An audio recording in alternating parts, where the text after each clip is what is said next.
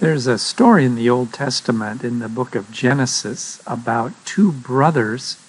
They were actually twin brothers. The younger one was named Jacob, and he was a bit of a con man. He figured out ways to swindle people and get things he wanted. It usually didn't work out very well for him. In fact, one of the things he did was he ripped off his older brother, whose name was Esau. I'm not sure what he was thinking. I don't know if you have an older brother, but if he's that much bigger and that much meaner than you, you probably don't want to rip him off. But Jacob swindled him out of his inheritance as well as the family blessing.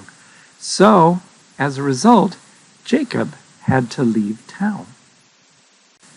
Well, Jacob and his family lived in what is now modern-day Israel. Let me just draw his little house there. There's the Dead Sea and the Sea of Galilee, and this is the Mediterranean Sea. And he had to run away to a town called Haran, which was about 600 miles north of him, about like running from St. Louis to Cleveland nowadays.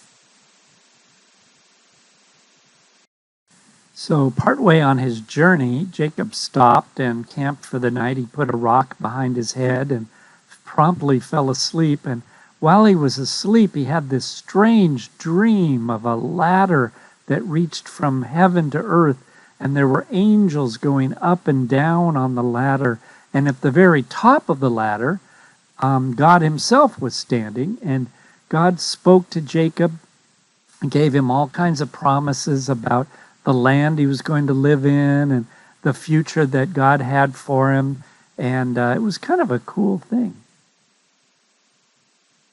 So the next morning, Jacob woke up, and after thinking about that dream and his experience with God speaking to him and everything, he said one of my favorite things in the whole Old Testament.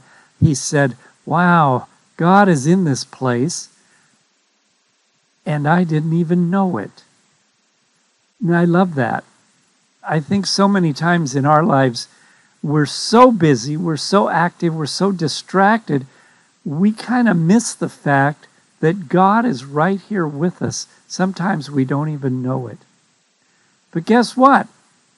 No matter what we're going through, God is right where you are too, and you might not know it.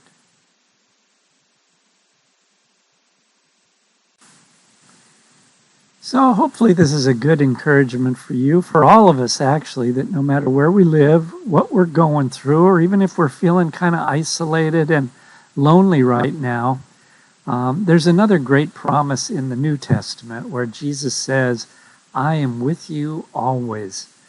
Maybe it's just a matter of just kind of asking him in faith, just kind of go, "I don't really know you're there, but I'm sure hoping you are, so would you just kind of show me what to do here?" And I think he'll do it.